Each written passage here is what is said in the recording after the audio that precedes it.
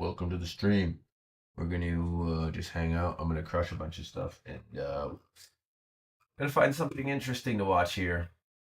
Yeah, that's what you can see. Yeah. Really worried I don't have too much to hide except for like my personal information. I don't be doing none of that freaky shit. Shattering the chains, spiritual oppression. I will never give you a word from people that you hate. And you know what blows my mind? They get the business advice and then they want to talk about Jesus. When your assignment changes, make sure you understand it. There's no room for plausible deniability. You're either going to hear it and disobey, or you're going to hear it and obey. If you're writing the Why does songs, it sound like that? but you're not living the songs, there is no power in the Sounds like shit. Thank no you. one is teaching people how to get rich. Thank you. By Fixed telling it. them to What really up, enjoy chat? being poor. The We're thing gonna I'm crush the this. most We gotta afraid pack. of We gotta pack. period. Pack our crap for work. Is Everyone wants to get to the high places, but if you want to go high, First you go first high. have to go First you deep. gotta go deep. all right. What's Gotta up, go crew? deep. Welcome to The deep end. the deep end. We're going off the deep end today. Today is going to be, I think, a really vulnerable time. It depends. It depends on if we're feeling it or not. I want to talk a little bit about. I actually want us to have a discussion about seasons, grieving, Okay. obedience. Okay. We're live. Like a really disobedience, vulnerable, something I am quite familiar with. Jeez, we're live on And 3, how do you 2, 1. My handle son. transition? Son of a gun. People get their identity and their assignment confused. And There you go. Look at that. God will take you Amazing. through seasons where you have an assignment that is good and it's fruitful and it's fun. And then sometimes God will change your assignment, but if your identity has gotten woven into your assignment, you can't get out of it. Yep. And if God actually cares about you, which I believe that he does, I don't know if you've ever experienced this, where you won't let an assignment go, he will remove that assignment from you in an effort to help you and get your attention. Yeah. Do you want to talk about any of the comments from I don't think they're going to be super relevant to this. So if you want to still hit them, we can, but we Okay. can dive right in. If you're watching this, just a reminder to so we post clips from this on TikTok, Instagram, YouTube YouTube Facebook, Shorts, Instagram. and I mean, people literally lose their Hey, minds. let's unpack. Did you and see then my repack. TikTok I posted yesterday? Mm-hmm. Did you like it? It was funny, dude. And we're talking about how God wants to be involved in the little details of your life, and it's like, dude, people are. It's the Christians that don't agree with this. They don't believe that God wants to talk to them. And then you have this man who says, "I'm a Muslim," and we have this phrase, and he's like, "I believe this." And I'm like, "How?" Muslims get it. Mm-hmm. Hindus get it. There's the pants I was looking for. Even Buddhists get it. Christians don't want to get it because they're actually in religion. So anyways, let's talk about seasons. Are you ready to talk about this? Yeah, for sure. Been through a lot of changes in seasons in the past couple years. Yeah, you have. It's been great. I want to share this post first, Okay. if I can. And for the record, if I'm a little somber today, it's not because I'm not passionate about the subject. It's because in my life there are some changing assignments. Okay. I have so many hoodies, bro. It's not even Dude, funny. someone sent me a. It's did actually I text you hilarious. that picture of someone who got this word from Holy Spirit? They've been trying to teach this person to listen to the Holy Spirit. No. Someone texted me and they said, "Hey, I've just got to tell you this. I've got a friend that I've been trying to teach them to listen to Holy Spirit, and I watched your How to Hear from God video, and they watched it, and then they texted me ecstatic, Really? losing their minds, and they said, I finally heard from Holy Spirit." And I was like, "What did they say? What did he say?" And her friend says, Holy Spirit said, "Prepare yourself, because there is an apostle coming with a anointing for business, and it's in this place, and it's in a place that I'm going." And I don't think this person made the connection right away that it was me until I talked about it. And then she was like, that's you. And you would think that, dude, honestly, you would think that If anyone in ministry got that text, I think they would be ecstatic by it. Yeah. I don't actually like but that. I'm gonna take it anyway. Because, and I'm going to share with you why. Like, I'm being called into some things right now that I actually do not like. People are not used to this. I don't think anyone is really vulnerable about it. Maybe a couple of people that I listen to, but people should know right now that I do not want to be the person talking about this stuff. I want to grow businesses, buy farms, trade. I want to go. Yeah. I want to hide. And so I'm going to read this post and then I think we can talk about it because there's a lot of stories that we can tell. So here's the post. Confession. I did not want to talk about Jesus. Sometimes I still don't. I grew up in church. I left ministry to escape, if we're being honest. When I say grew up in church, I mean I was literally born into the mega church scene. I've been a part of 5 churches and 4 of them were mega churches. I've toured hundreds of churches and I spent way more of my life doing ministry than doing business. From the ages 0 to 9, I was at one of the biggest AG Assemblies of God churches in the country in Louisiana. Then Memphis, it grew into a sprawling church with tons of location. Then Missouri, I met my bride, Lindsay, at church. Bro, she was leading worship for Easter Sunday. 30,000 people. I mean, 30,000 people. Holy moly. We would do imagine. I've never been seeing that. Conferences outside, 110,000 people. It was like 20,000 people a service, right? Yeah, but outside, 110,000 people at one time. We got to get this live, bro. So I got to work on that. Literally, we got to work on the merch cut. Speakers Hope every everybody's having a blessed 400 day. or 500 feet. You know what I'm saying? We're just packing for work. Anyways, for most of my life, I played and led worship on staff, and in Memphis, we would do 10 to 13 services a weekend. I got really burned out. All of these churches were great, but they were run like businesses. And one day I thought, if I could go into business and use what I learned on staff, I will make a lot of money and maybe I won't burn out. And then I scaled everything I touched for almost a decade. 700 staff, millions of leads, blah, blah, blah. When I left church life, I was accustomed to working 50, 60, 70 hours a week. 40 hours a week was a joke to me. So I pulled my full work week and then I started other things on the side. Years later, I landed in Nashville and have been at the same church since 2016. I love my church that I'm at right now. And we actually have a video where I talk about that story because it was like a God moment. And that's been my life since 2016. You play on the weekends, business during the week. Back I think to the that post. was the forgiveness. I think that was the post about forgiveness, right? Yeah. Yep. Grow up and forgive them. Yes, grow up and forgive them. That's the video. Yeah. Yep. I completely walked away from music and church in general. And anyways, the stuff I used to share on social media was way more comfortable for me. Do this, run ads, here's how to make money, get rich, blah, blah, blah. You know, it was easy for me. I can take something and grow it pretty effortlessly at this point. But the latest stuff, this that's coming from this show, it's vulnerable, it's scary because it's real. And I've wrestled with it a lot. For 3 years, Jake, talking about you in this post, who runs all of our content, and I gave you a nice little plug in this too. Thank you. I'm just going to send you some Very clients. kind of you. I'm going to send you some clients too. You make some money. Jake, you tried to get me to talk about spiritual stuff for years, and it was always an instant shutdown. I was like, nope, that's not what I do anymore. You remember those conversations? Even in the first interview that we had. You want me to bring this up? Swim shorts. Oh yeah, let's talk about it. The first call after you made a post about on Facebook that you wanted a brand manager. Before I even came in to be interviewed, you called me on the way to Carbon, on the way to gym. And I remember you called me in. I still have the journal entry somewhere. Thanks, it said, you told me, Big one.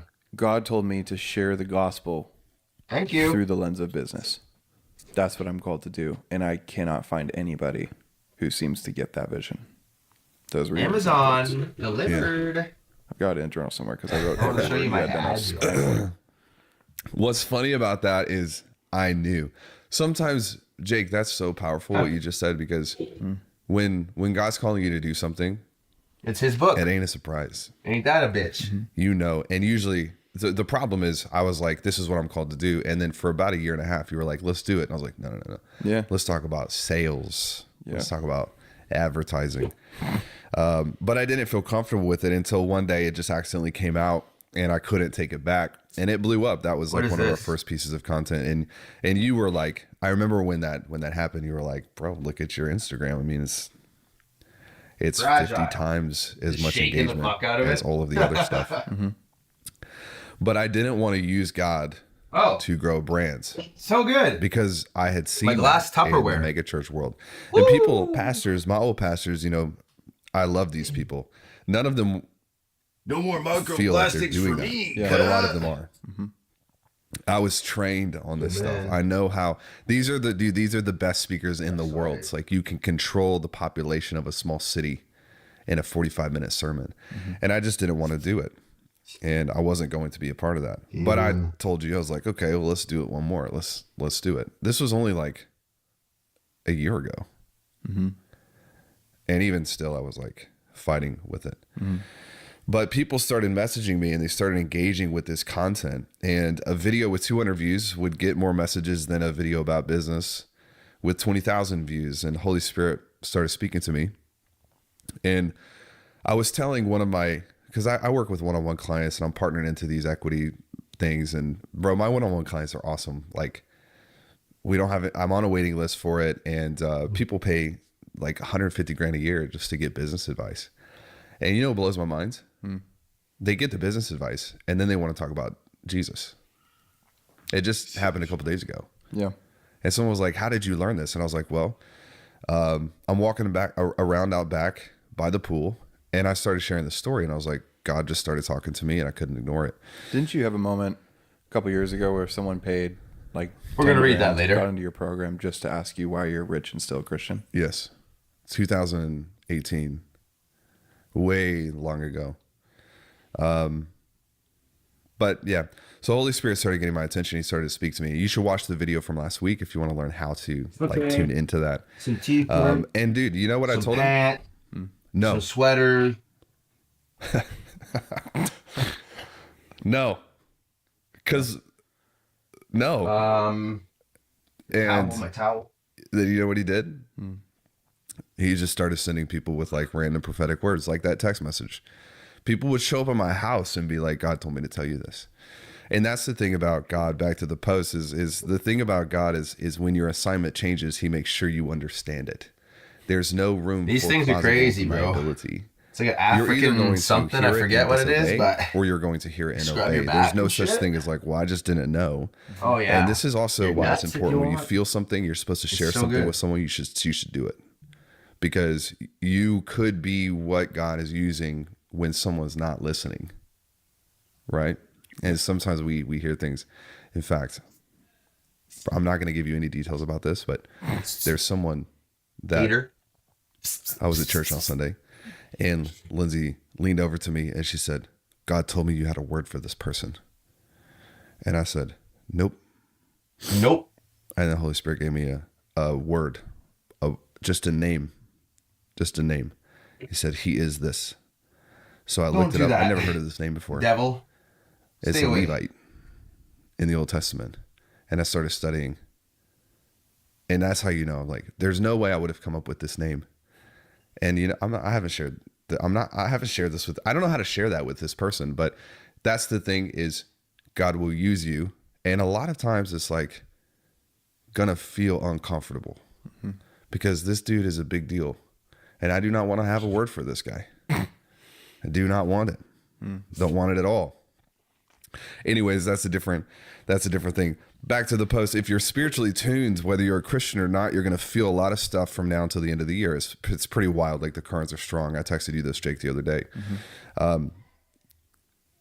You can't run from the things that you're supposed to say anymore. For some of you, the most important thing that you can do is the thing you are most afraid of doing. The most important thing for you to say is the thing that could be amazing, or it could get you ostracized, get you canceled. Getting in flow is dangerous. You will have to give up. Send me a fucking your broken fake version box of of control and bullshit, and I step gotta into fucking a send it river back that and is go to. moving Oh way my faster god. than you are. But the adventure is unbeatable. There are mountains that you are called to climb that no Fucking one else in retarded. history has Pack been it able back to up and climb. fucking send it back. Great. Most people might not even I know need that the this. mountain exists, but you will climb it. You will be the first in a long line of generations to break the cycle of apathy, debt, fuck's stagnation, sakes. decay, and suffering. They're going to pay, buy another one, wait for the fucking money to come back. To do it, Stupid you're going to have to open up your mouth and fucks. begin to say things that you have Just never learn how to given yourself carry your permission to say. packages with care. Part of why I exist is to help you break the patterns. With enough exposure and repetition, I will Lord, help you forgive believe me. what is already true, that you can do anything, become anything, that nothing can really kill you unless you choose to stay hidden in Fucking the piss me dark. right off. I Your tell you past what, is but- not a liability. It is your Delivered degree, today. your Yeah, tuition, it's your broken. training, your title to move into the land of your future. Own it. One scary step at a time. And I'll be going with you. All right, so that's the frame. Fucking broken. And then when you read that, you feel really good. You feel lit up by it, you know? Like, Yep. You're not alone. when you read it, I think you probably felt the same thing that everyone else felt. And not that thing pi- blew up, and people are like, You're gonna pick it up. One person in particular is what you're gonna she's do. a friend. She runs a big business, and she's awesome. And she she commented, "La la la la la." That's me plugging my ears because I don't want it. Fucking knows. pass the whole fucking thing back up. But there is always a time Tape it up. when you have to make Send it back. space Perfect. Order to another one. Just grieve God. Thank you the so much for changing showing me patience. of assignments. Whatever the And the changing lesson is seasons. there, I don't know. So I but thought, you know, basically triggered for sure. we can have a conversation about this because this is the last that's okay. conversation I want to It's gonna be have fine. It's fine. on It's a fine. YouTube Don't stress. episode Don't stress about it. because it is There are way worse things. scary. They're blessed anyway. So that's It's when not you even a want. problem. It's just I mean, it will be. a little bit annoying. Not if I can help it. Yeah. But you know what I Spend mean? money Yeah. out of my bank account Yeah, to get it's another not one. always and then fun they're gonna not send me for- the money. It's not always fun to be in the So public let's eye. reorder another No, one. have to Bunch to of glass deal on with- my floor now. People's opinions aren't that Grand. big of a deal. It's just that you have to constantly build up the strength to reject them. Yeah. Or just ignore them. That's not fun. Yeah. Yeah. So Just can I just share grand. how I feel right now? Yeah. There was I was driving home from the office. This was probably Place your order, free delivery by 3 years Friday. ago. Woo! And I've shared this story before, but I'll share it again now because it's super relevant. I Ridiculous. was driving home and I was listening to Some guy just threw it in the Spotify, back of I the was truck, listening to a like- playlist, and somehow, Jackass. you know, when you like get into your car and it's Bluetooth, it'll start playing like a random thing that wasn't even. Yeah. So it starts playing this song, and it was I don't even think I need to print a label with that Not thing, do what I? I For the return? Let's find had out. on my playlist at the office. Just And gets it wasn't me even in going, Spotify. chat. It was Just Dropbox. gets me It was going. a Dropbox link. And I was like, oh, that's interesting because this is my song. I wrote this song. And so I opened it up and I like flipped through and I started playing old stuff and listening to old stuff. What and at this pin? point I had moved on from music and I was doing my own thing. And a song came on that was sang by one of my old pastors. His name is Jared. That pin. And something about this song made me just start, like, I'm just driving in my car, heading home, normal night, and I just start crying. Arriving I get to the Friday. house, I park in the garage, and Lindsay texts me because she heard the garage go up. You do not need a And she's package like, to "Hey, print a you label. coming in?" I was Perfect. like, Just "I'm freaking tape having it and a throw it at the breakdown front door. Pick it 'cause up, jackass. I don't know what's going on. When are they going to but pick it up? There's something in this car, and I'm like feeling it heavy. And I sat in the garage, in my car for like 3 hours. And just, dude, I'll be I back. literally cried the whole 3 hours. And God told me that the reason that I was unable to move forward is because I hadn't grieved a season that had ended. So I went 8 years, 7 years without grieving. And it was chaining me to something in the past.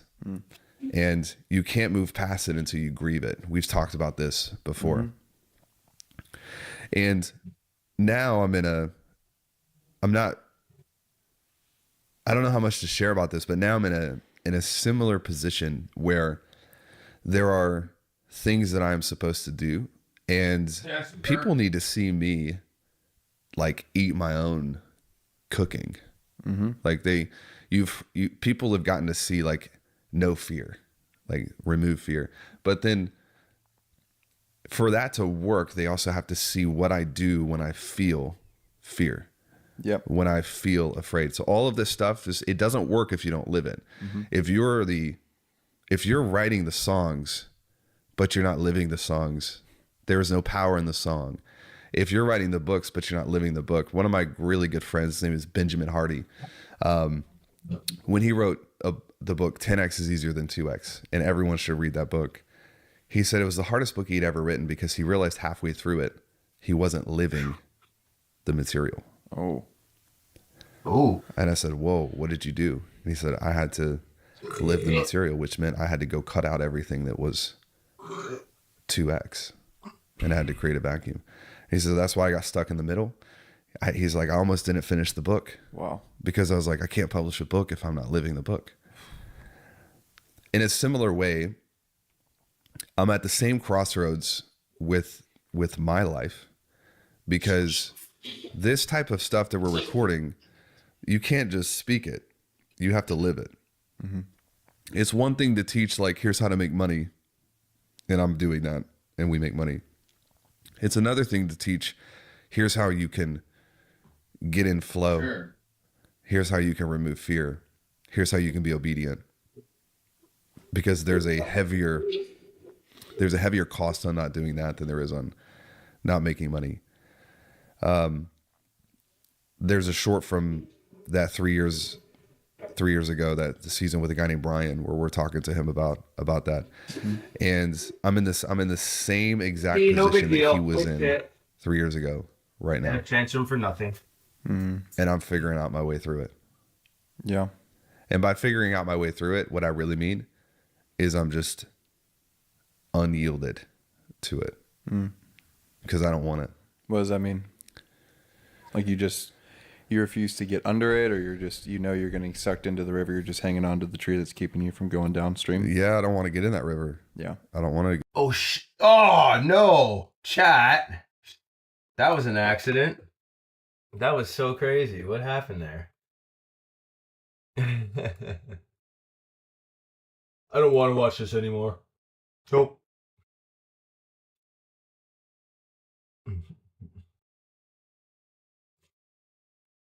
Just watch my own stream. You guys want to watch me? Watch me? That makes no sense. Or does it? I don't know. Anyways. Back to what they were saying. Yep. Better. This, I make XYZ. All of the videos that people are consuming on like YouTube for education right now. We're almost ready for that. It's like, do this, make T-shirts, XYZ. pants, How to get so socks. rich you have so much money. How to hack your mind and be productive. They're all cause effect. But the realm of the spirit is effect, then cause. So it works completely opposite. This is what Jesus was talking about. Like the way that we're instructed to use our words, and the way that we're instructed, like the only path forward is through surrender. And surrender is a dangerous recipe. Because if I fully get into this river, there's no life raft, and I know that I can't ever get back to this place in time right now where I feel like I have control. Is there any part of you that is there any part of you that feels like you haven't made the most of the season you've been in? Is that why it's hard to let go of? Like, you still feel like you have things to do and you don't have enough time to get them done? That's a great question. I think it's more so that I like the season. I think it's more that there's good things to the way that life has felt up to now. And you never quite know where God's going to take you. You never know. There's a difference between trusting in God and trusting God. Because when you trust God, you have to trust him for you and for your kids and for your friends. And there's no back door to this. And I think that's how it's designed. I think that's why when you see how Jesus lived, he was constantly flowing with it. He was just going with it.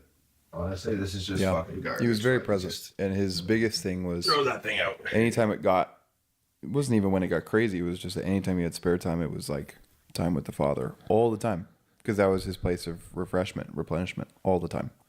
That was his like safe haven for everything. So it usually just means like, it seems like it means just more intimacy with, for Christians at least, the Lord. I don't know what that means for other people, but it seems like it usually just means like a Lord, like an continue to anchoring give down me the something that you're supposed to power be closer to. and strength to do these tasks. And which you only I have so don't much want to time do. to hang on to the tree without getting into the river. You only have so much time before eventually that tree is going to be uprooted. You know? So what are the lessons that you have taught other people that you feel like you're going to have to learn, and that, well, not learn, but you're going to have to live, that you're either most afraid to, or the ones that you're already having to learn or go through? What does that look like? What about you guys? Probably the biggest one is letting go. Do you feel like? There's a great book actually by Have you Dr. been getting Hawkins closer called to Letting God Go. And he talks about lately?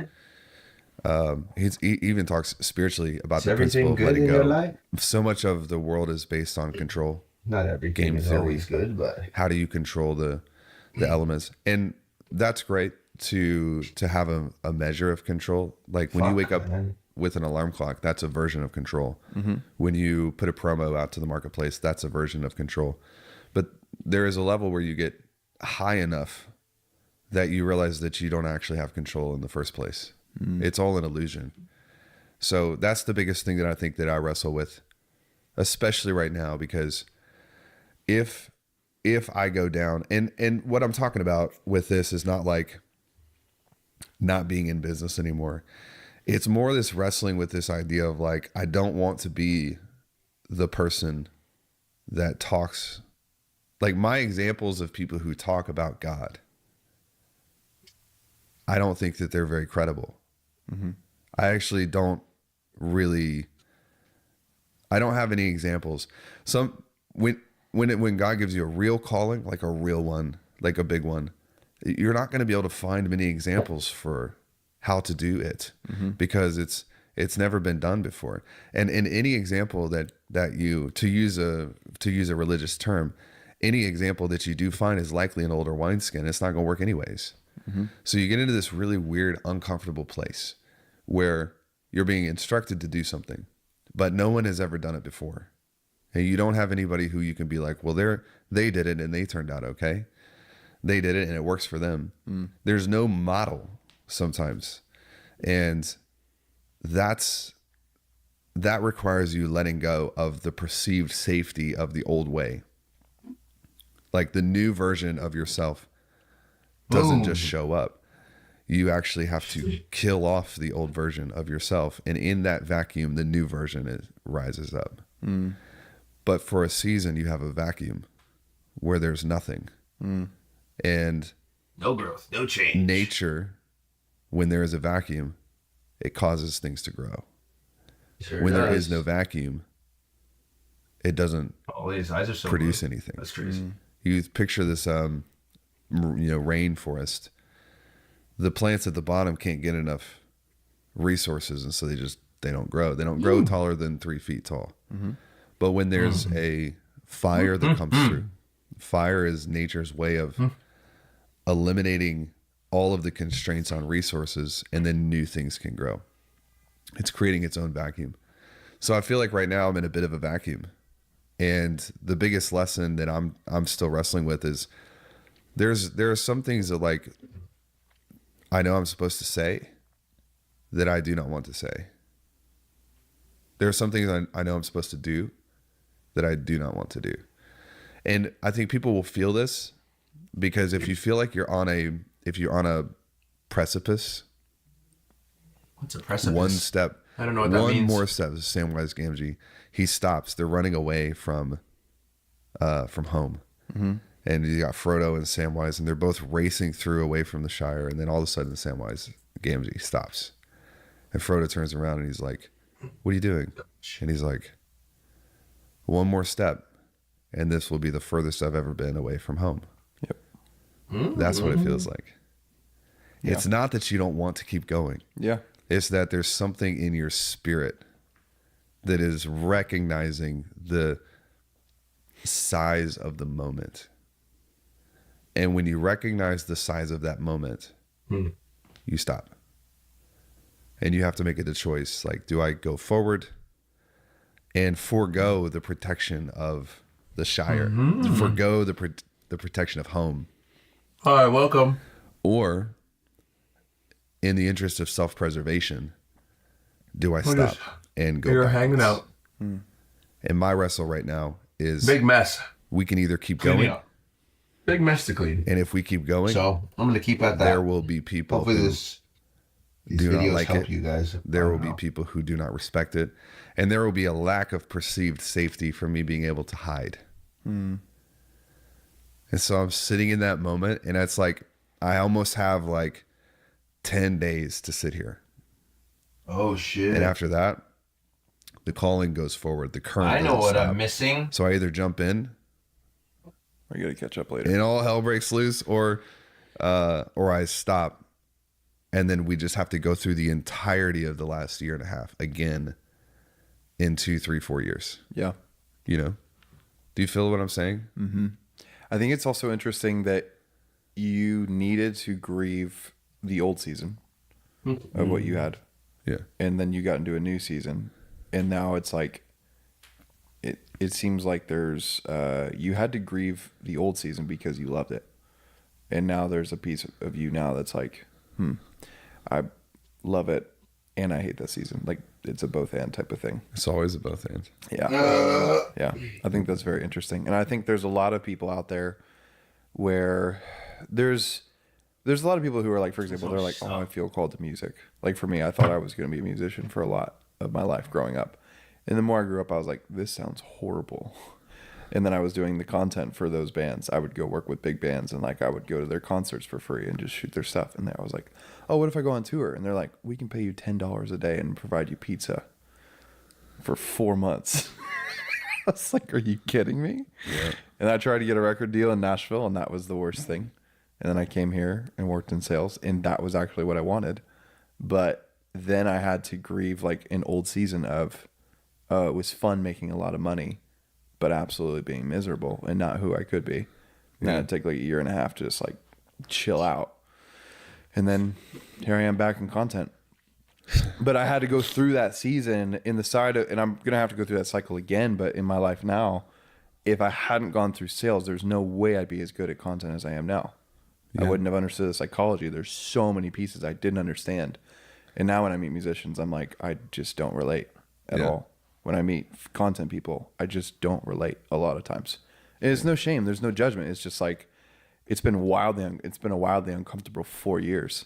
Yep. But letting go of those seasons has allowed me to really enjoy and get the most out of the next ones. Yeah. Because I think people forget, like, you're supposed to be unique. Like, you are very unique. You're probably, the entire, everybody I've ever met, you're probably the most unique person I've ever met. Really? Guaranteed. Wow. Yeah. Like the most unique person I've ever met. And I have stuck with you as long as I have, because when I see you actually jump into you being unique, then I'm interested. I'm very interested in you just being unique, because that's uncomfortable. Most people hate being unique. And when you talk about like the content that we used to talk about, that content did so horrible. It yielded horrible results. And it's just funny, when we started doing this, you were like, I hate it. You're like, I don't want to talk about this, but we were talking about this. Like the first thing you talked about was God and business. And that's the thing. Is that the thing you don't want to talk about more? Am I correct or no? It is. I just don't want, like, it's very confusing.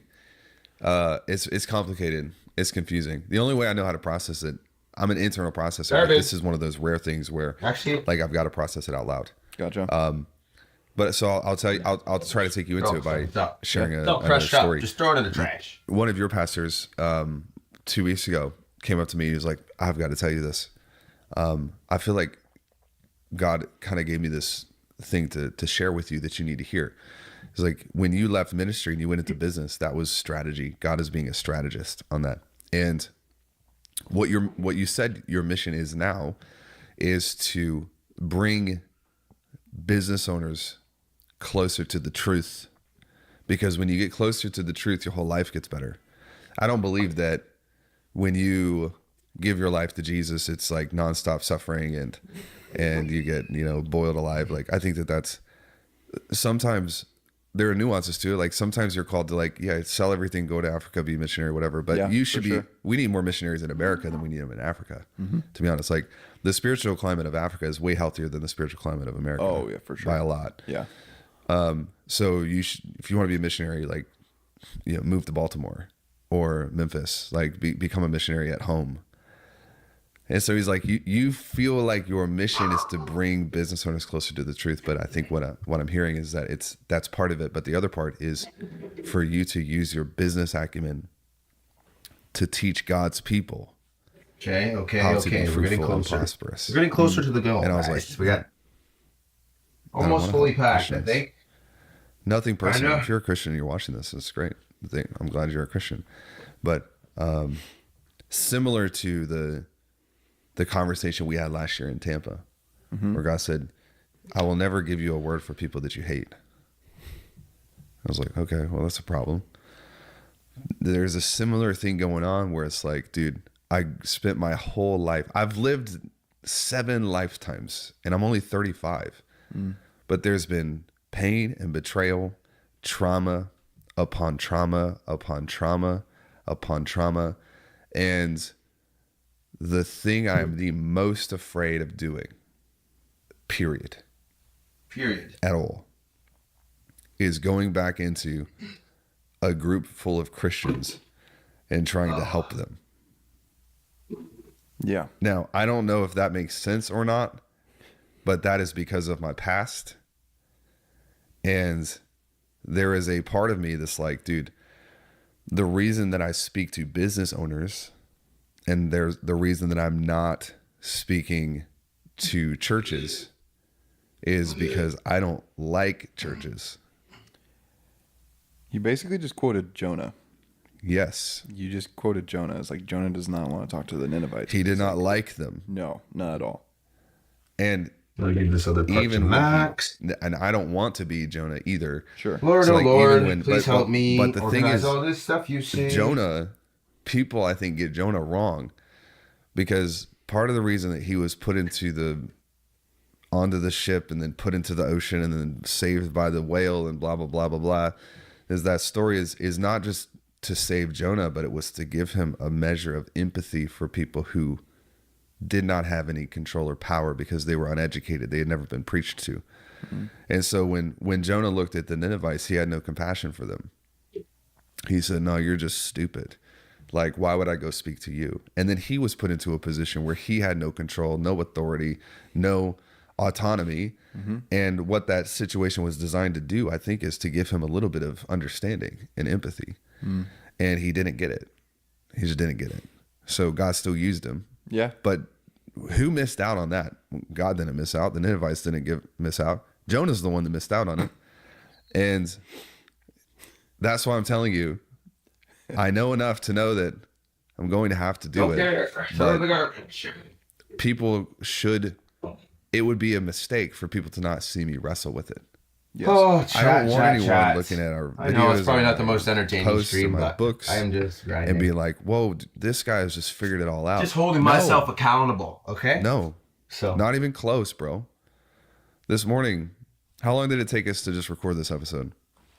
We waste like an hour and a half. 2 hours, about an hour. We wasted an hour and a half because I'm just sitting in my dysfunction, not wanting to move forward. I don't want to move. I don't want to talk about it. People should probably know that. I think so. Because it would be a discredit to them if they think that, yeah, man, when you meet Jesus, you just automatically obey everything. You have a desire to obey. Sometimes you don't. Like sometimes you just don't. Yeah. And that's where I'm at right now. Like speaking on these topics, I find myself trying to go outside and get a charger from not delete Jesus from it, do an IRL stream, but later. to compartmentalize Jesus. IRL. You've seen this. You've seen this a million times. Yeah. I'll go speak at an event about belief architecture. Mm-hmm. And I'm like, here's the science, here's everything, and blah, blah, blah. And Jesus is there, but he's compartmentalized. Mm-hmm. But it's real. You can't really do that. Yep. It doesn't give people a full answer. No, they have no real utility in it. Mm-hmm. You know, and so music is another thing. Bro, you wouldn't believe the prophetic words I've started getting on music. Well, you just said you had one yesterday. I wasn't going to that you weren't going to say anything. Nope.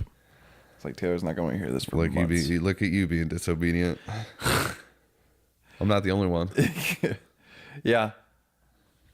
I was going to say,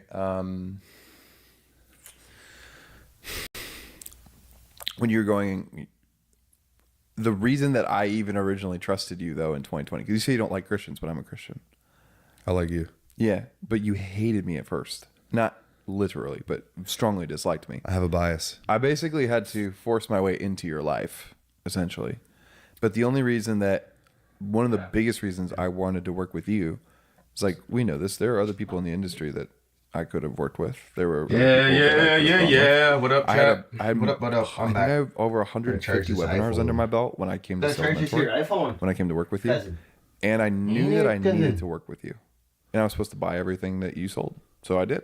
And I was like, cool, we'll do that it. charger doesn't even work. And that's so good.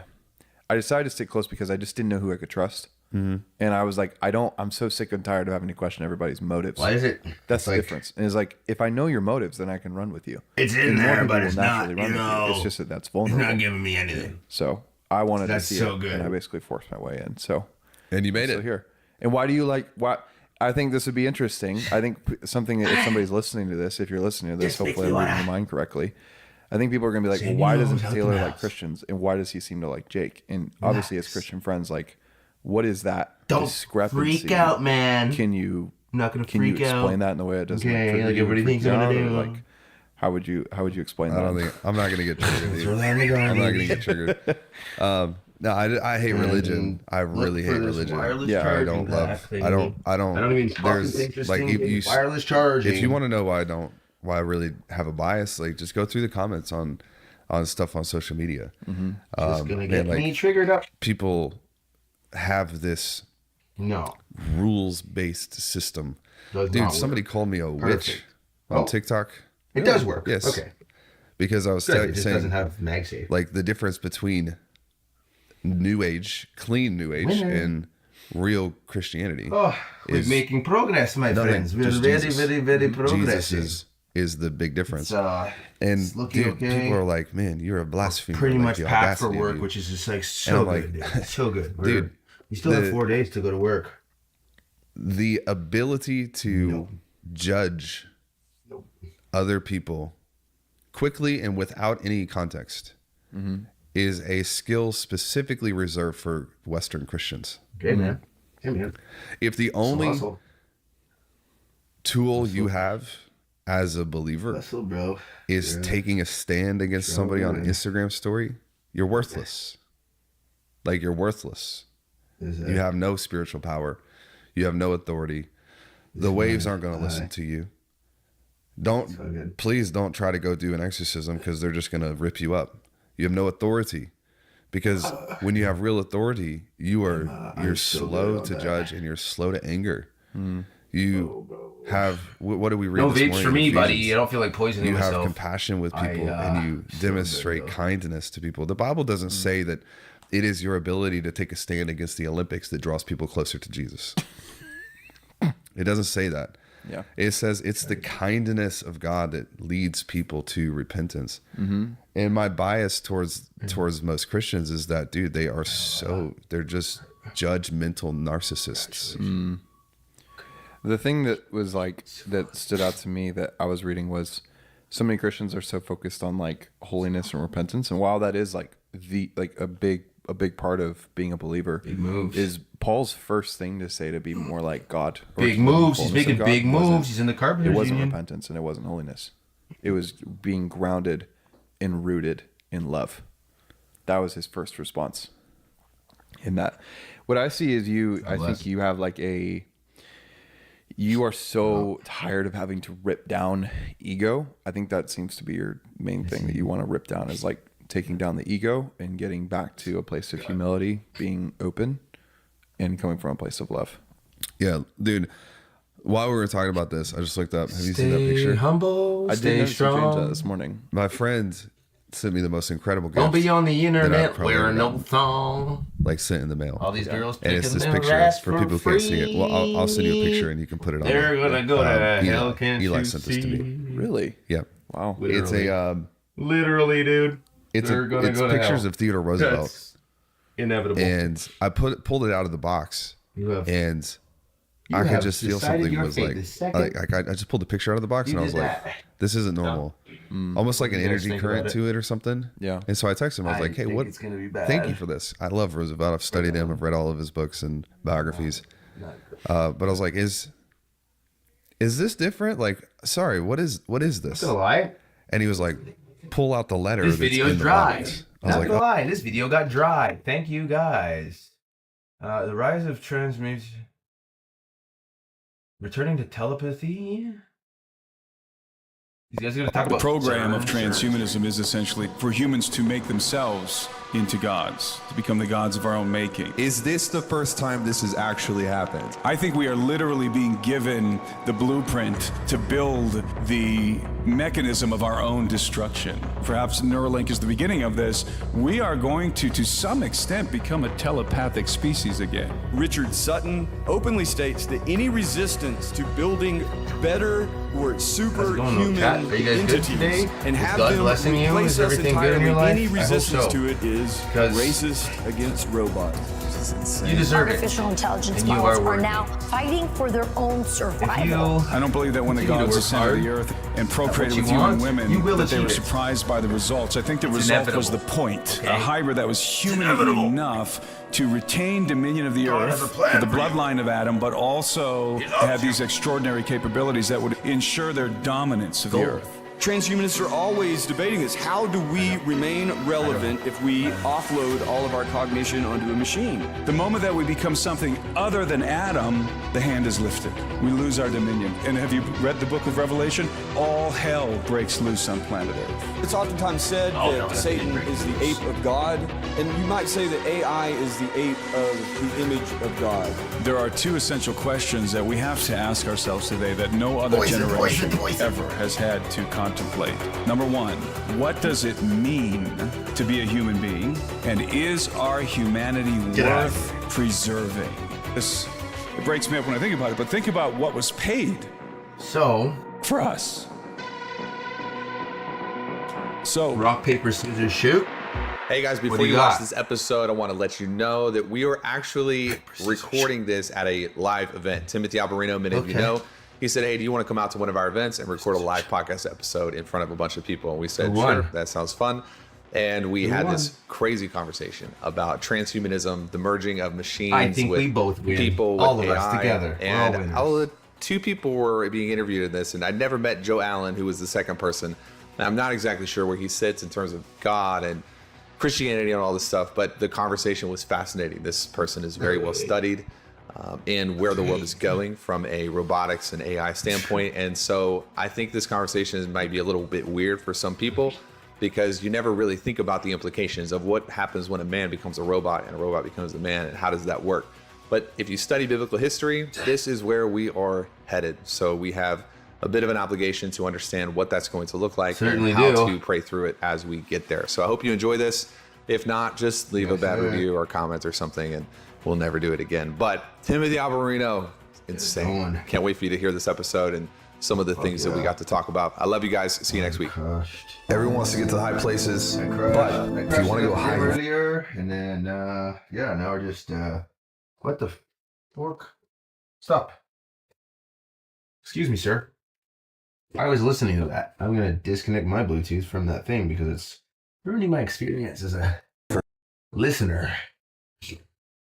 first have to go deep. What's up? Welcome back to the Deep End. We are here with a And you know what, wonderful chat? surprise Yeah. for you. But first, I want to introduce you to my I don't know producer, who the fuck- Jake Supe. Thank you, sir. You know, As if sometimes you I get know caught up who trying you to are. concern yourself. We're in Bozeman, Montana with Like, if you wanna watch, probably watch. If you don't two wanna really watch, smart don't people watch. that I'm going to have a difficult time keeping up with at the same time. I'm going to introduce you first because the audience doesn't know you. This is Joe Allen. Good to be here. Thank you very much. Joe is the author of the book Dark Aeon, Transhumanism and the War Against Humanity. He holds a master's degree from Boston University, cognitive science, human evolution, a little bit of religion mixed in there. Whole lot of religion. It began with religion. What? It began with religion and it progressed from there. We can go into that. Nice. You're known for your critical analysis on transhumanist ideology, its spiritual Somebody give me a follow? Thanks, chat. and the implications for human dignity and freedom. And then we're I'm back great. for our third Come over headphones episode so I can with hear you. Timothy Alberino. Put me in chat. I appreciate it. Thank you for agreeing What's to do up? 3 episodes, 3 whole episodes with us. Well, this is really exciting for me because you guys came out to Bozeman. We did. We honored to our join me promise. out here at the NEFCON conference, and Hey. we're doing this live. You so live in paradise, for Mikey. the records. why do you on, think brother? I did the conference here? Yeah, it makes sense. I You have guys a need new, to come to where I live because this is Montana. Nice. It's beautiful. I have a new tagline I think we need to put on your stuff. And I'm going to present it to you in front of millions of people and hope that you like Cheap viewers. it. Timothy tell you, Alberino, known as the modern day Robots? Indiana Jones. You think I want robots to watch me? You think I give a That's shit not the about new fake part. viewers, dude? That's yours. Shut the fuck up with your bots, Explorer bro. of the ancient future. Get that garbage out of me. Get out that garbage out of my chat. It doesn't make any sense to me, but we'll go with it though. We'll go with it. If you don't know Timothy Alberino at this point, you're missing out. Buy the book Gonna get a Birthright. bunch of bots to Watch watch the us so videos that we other have people watch, before. I guess, One of the but more no. brilliant minds when Like it you're a comes bucket. to Just do understanding your thing, and then how some our people will ancient watch you. Other history people aren't gonna watch can you. be It doesn't predicted really- in bots. understanding the future. That's how it ties in. You're a bum. Okay, I see what you did. It's There. pretty good. Yeah, it's pretty good. Yeah. If you think about it. So we're going to have a great conversation about AI, put this transhumanism, nation- spiritual implications, how we can I'll be fucking back. utilize what we know about the future that comes from biblical prophecy and where we are in time and remain sane in a world that seems to be going insane with AI. I have a question for you first. If you think about the things that we do on a weekly basis right now, most of them didn't exist 20 years ago. We wake up, we check our calendar on Google, we get on Zoom calls, we send emails, we send payments. None of these things existed 20 years ago. So at what point did you design a future for yourself where you studied transhumanism? As you grow up thinking about some of these topics? Absolutely. Yeah. There was one experience Sour I think popsicles that I from can mention in a church. Sobeys? Compliments? I was So good. at the dentist, and my dentist was very irresponsible, and he would give me Ew, that doesn't fucking work. more Gotta clean my face nitrous first. oxide than I needed, and he would give it to me oftentimes when I didn't need it at all. And one time, the only filling How I often have, were you going to the dentist? he drills the hole as I'm, wigging out, and I was convinced he was putting a chip in my tooth, and it was going to be used to track me. And I came up with this whole scenario of what his reasoning was, and he was part of a government conspiracy, and perhaps it would send beams to control my thoughts. So I started breathing through my nose to get the oxygen in, came down, realized that I did not have a chip, that I did have a big hole in my tooth, and started breathing through my mouth again. But these sorts of subconscious or dreamlike impressions have always been with me since I was very, very young. And it's a bias, right? Does it represent reality or does it not? Do your dreams represent reality? Do psychedelic experiences represent reality? It's an open question, but certainly it feels that way. On an intellectual level, though, it was two things. It was books such as Ted Kaczynski's Unabomber Manifesto, Industrial Society and Its Future, which I read online, of course. And I think Kaczynski laid out, as if he himself were a computer algorithm, how it would be that technology would go out of control and leave human beings completely powerless and enslaved. The bombings did not help the cause, but it was a good book. The other book that really influenced me was Ray Kurzweil's Age of Spiritual Machines, which was published in 1999. I read it in 2001.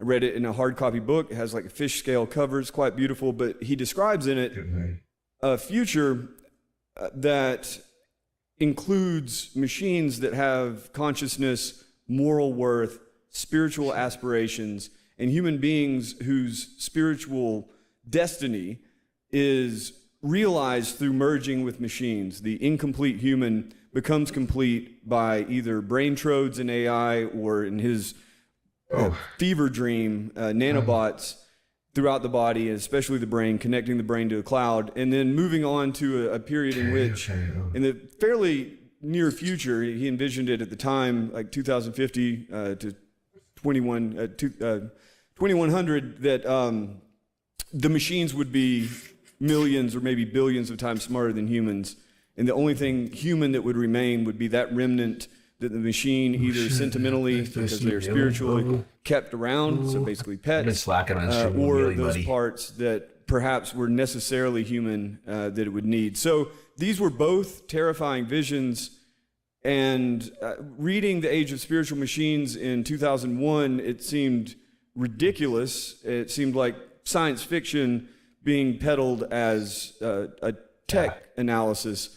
As things progress, though, and especially in the last, say, 10 years, I think that even if he's not directly on point with all of his predictions directionally, it gives you an indication of where we might go, and it really gives you an indication of the mindset behind the technologies we now take for granted.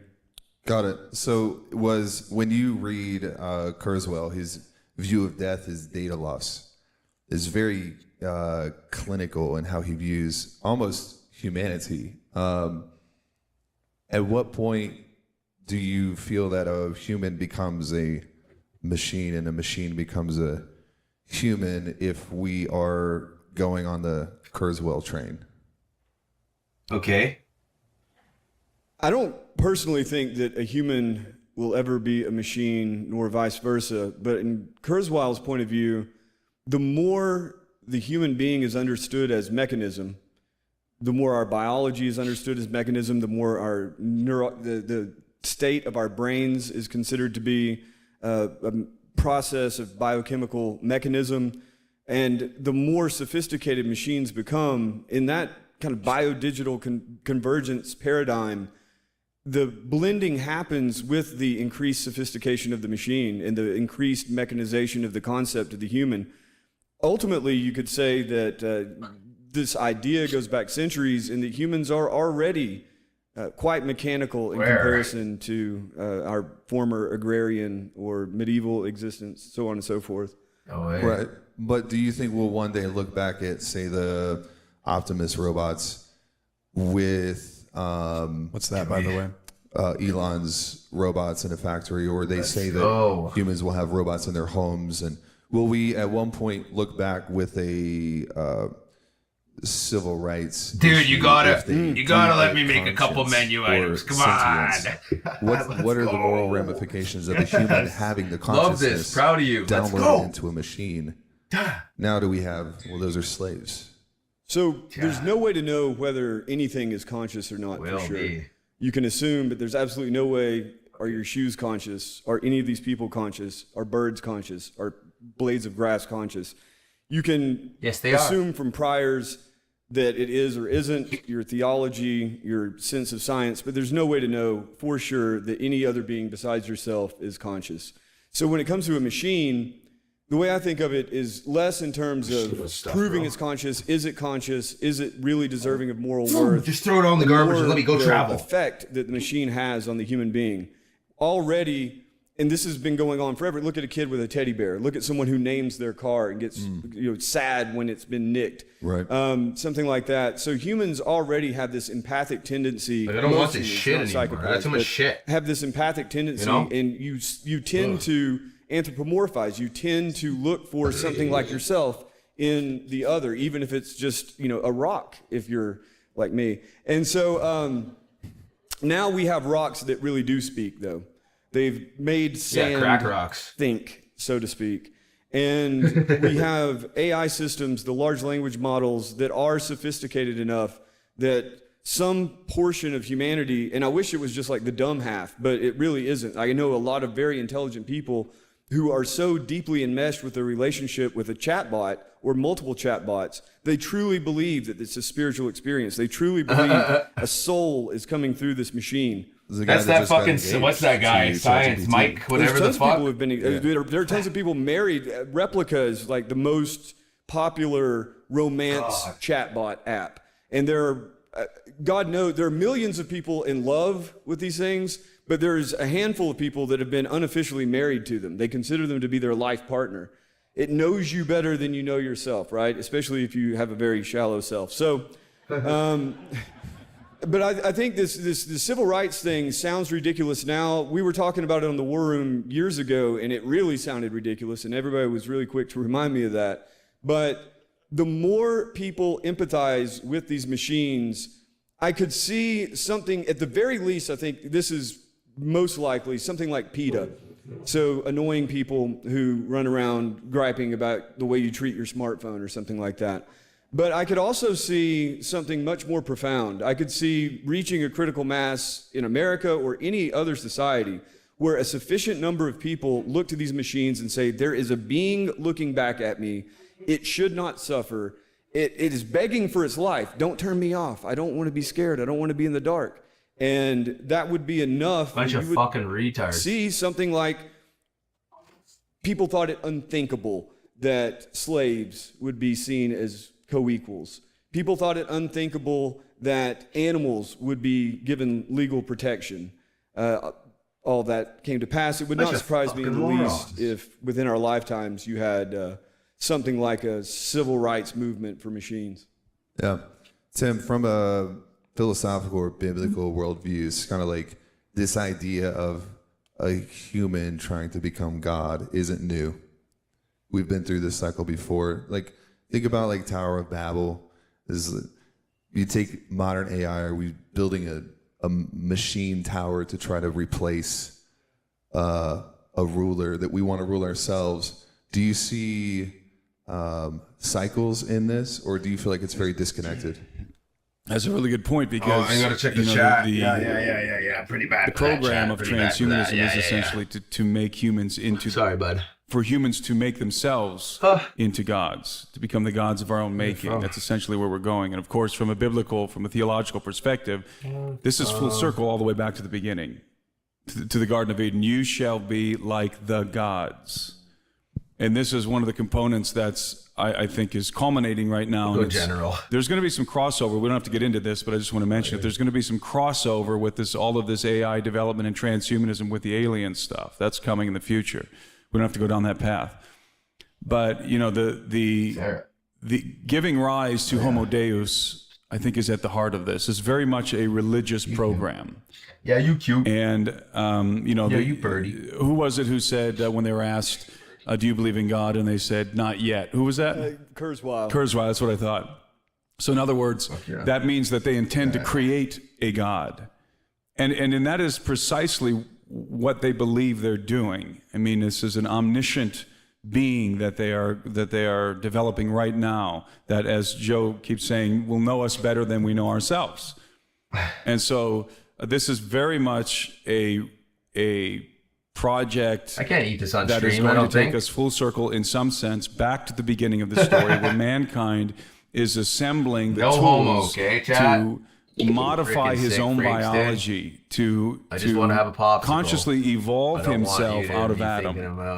And if you've read Birthright, you know that there's a conspiracy here attached to the dominion of the earth. That is the birthright of mankind. So it's not just that we're fascinated with technology. That's not, in my opinion, that's not at the root of this. It's not just our innate fascination with building new and innovative tools. I think we are literally being given the blueprint to build the mechanism of our own destruction. And part of that blueprint is these tools, artificial intelligence, and all the transhumanist toolkit. And on the face of it, it looks like we're going to be able to all day. You want me to help you fix your thing? From these tools. We're going to have life extension. We're going to be able to interface with the internet at the speed of thought, perhaps with each other as well. Welcome to the chat. We're just kind of the human species. This is kind of an interesting thought I had the other day. I believe, I don't know what Joe thinks or what you guys think, but I believe that the human species is inherently a telepathic species.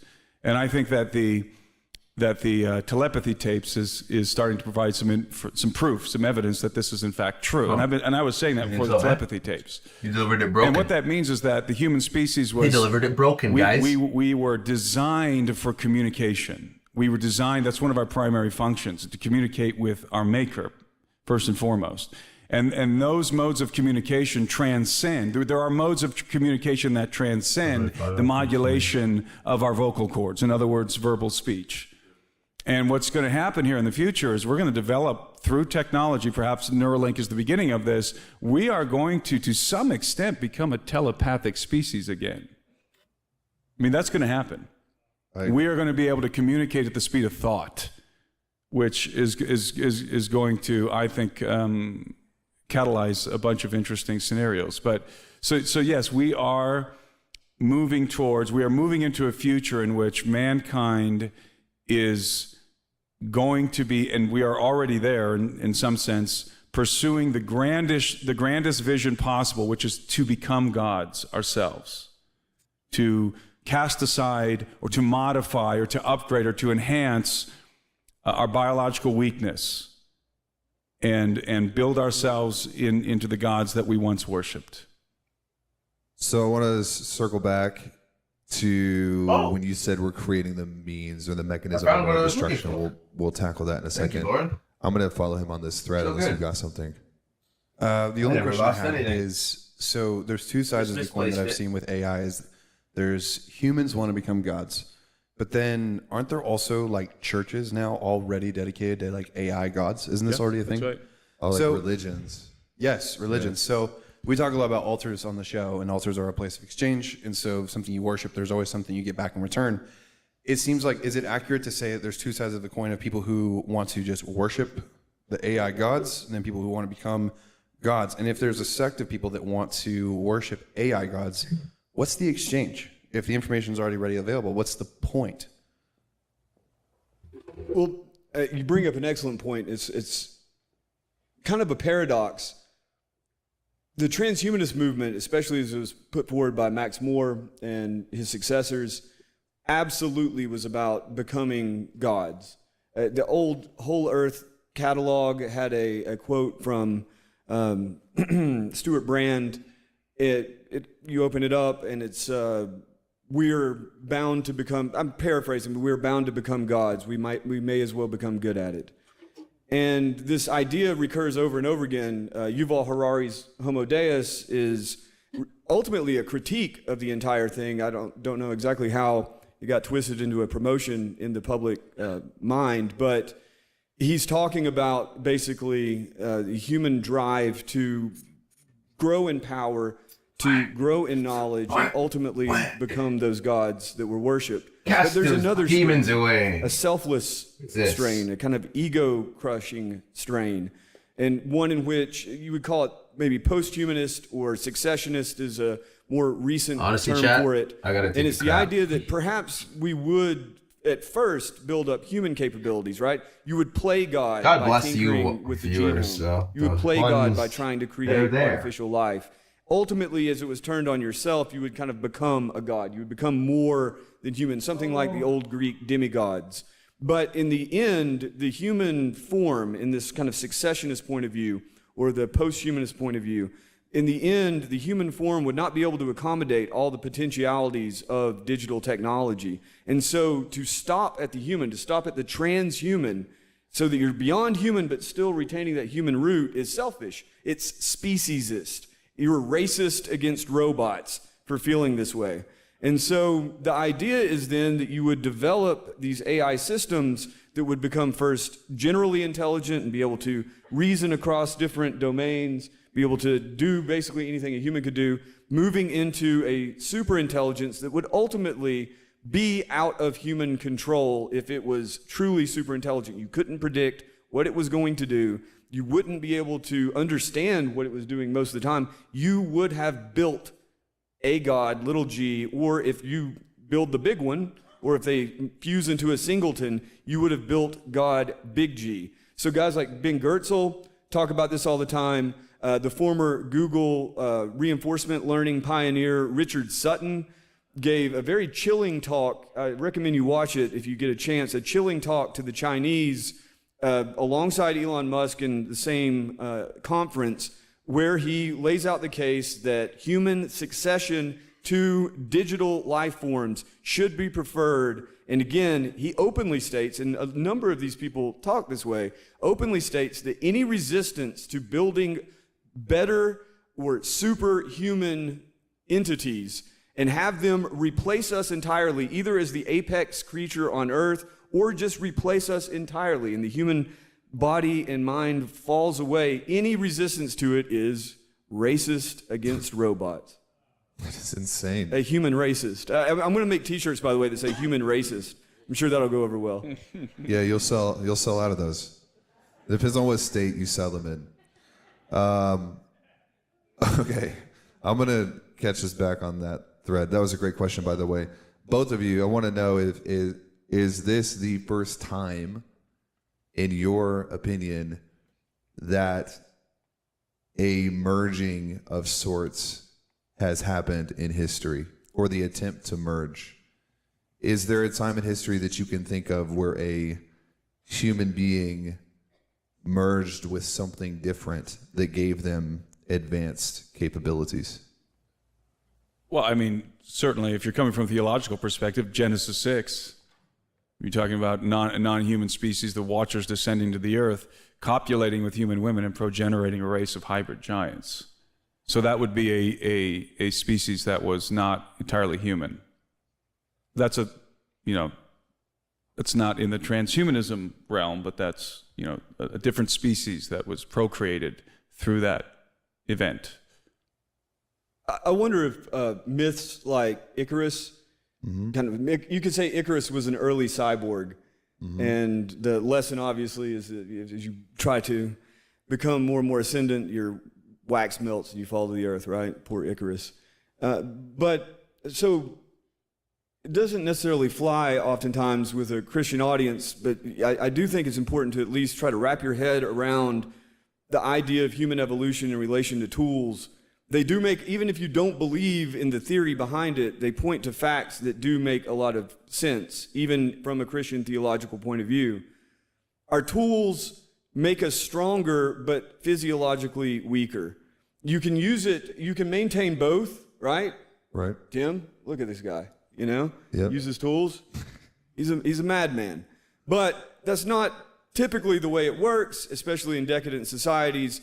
And over the course of, again, even if you are a young earth creationist, just imagine for a moment how this detailed plot unfolds and how it relates to the ideas of transhumanism.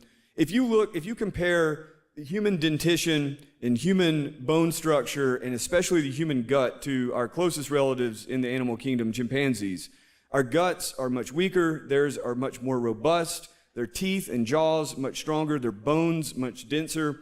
And you can see this process, they call it gracilization, it's kind of thinning out and weakening. You can see that in dog breeding in very rapid, in just a few generations, right? They did this with foxes. Right. And they become, cute and puppy dog-like, right. Neotenous. And that's what we are in comparison to chimpanzees. The idea is that by cooking food, we no longer needed that digestive tract, and we externalized the digestion. Therefore, the human gut shrank over the course of over 1 million years, maybe 2 million years, theoretically. You also saw the weakening of the dentition because of the same sorts of effects. You saw you did not any longer need claws, whatnot, because of the spears and various other tools. So you fast forward into the modern era, and you can see, not on a genetic level, but you can see how people externalize their cognition to their devices, and it clearly makes them dumber. You can use it in other ways. You can definitely use technology to make, if you are disciplined, you can use it to make yourself smarter, but that's not the overall trend. And so even transhumanists talk about this. Transhumanists worry about this quite a bit.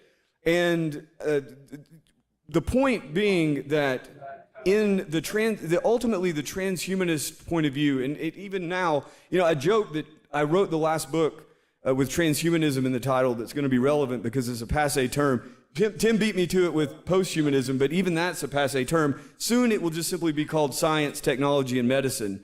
if it isn't already. But the idea is that there's a continuum from the first tools and a fusion of human culture and the human body with those tools, and a necessity to have those tools for survival. And in that weakening process, transhumanists are always debating this. How do we remain relevant if we offload all of our cognition onto a machine?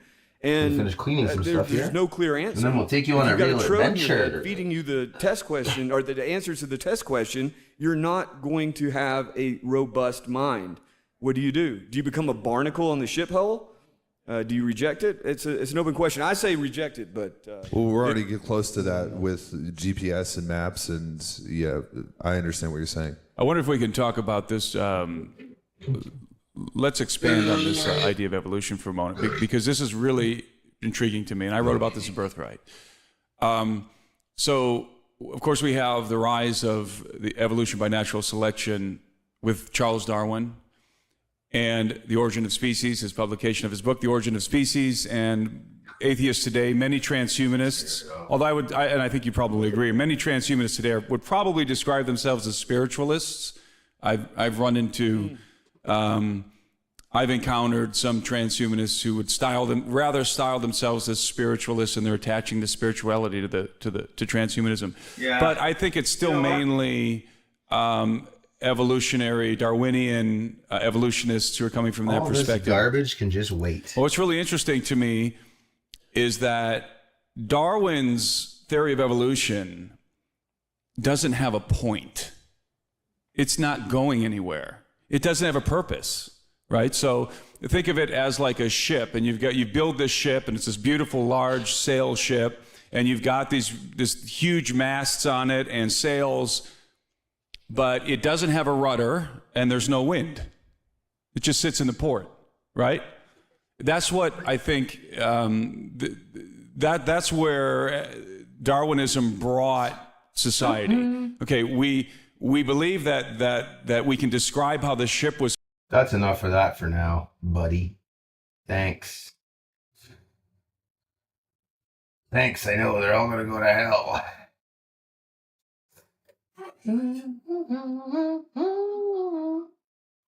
What's the song I want?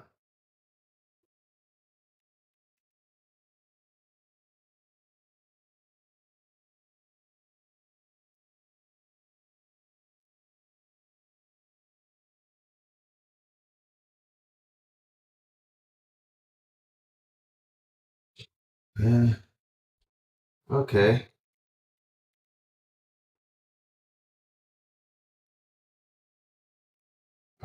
No.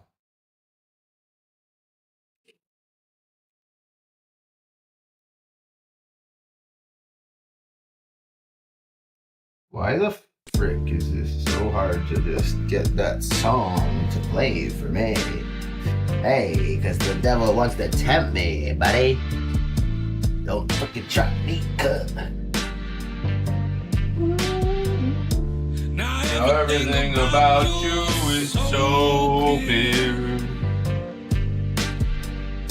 You had to learn a lesson on my dear. Shut up, Streamlabs. Fuck, I know how to fucking work the app. Promises I hear, and said that you've been living without fear. But I know much better than that. I can see you're stuck in the past. And baby, I don't even have an event. Believe that.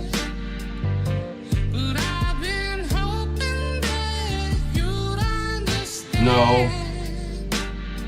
That I'm just a man.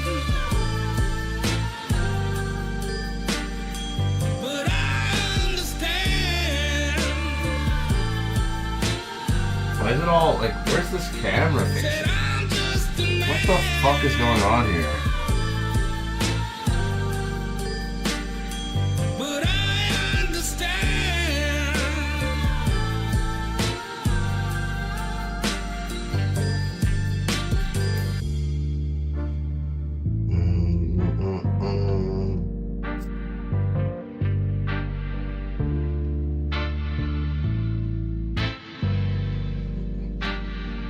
Streamlabs has to be one of the most annoying, shitty fucking platforms.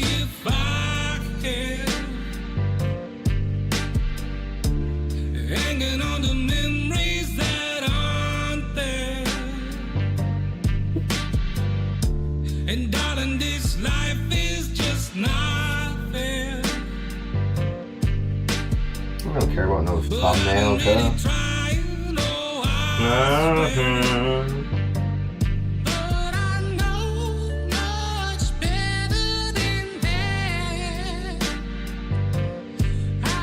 Probably.